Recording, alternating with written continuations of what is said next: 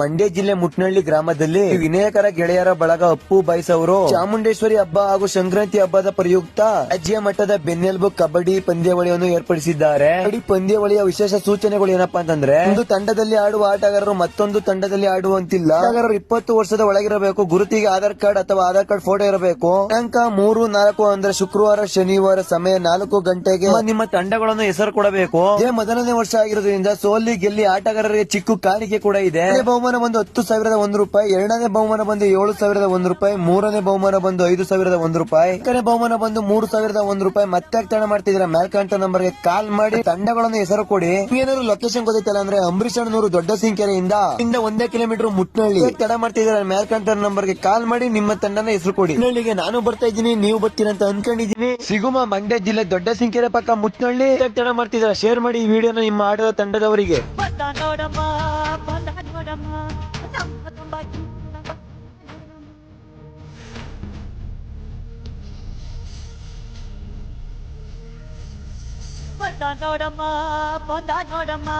ನಮ್ಮ ಕಬಡ್ಡಿ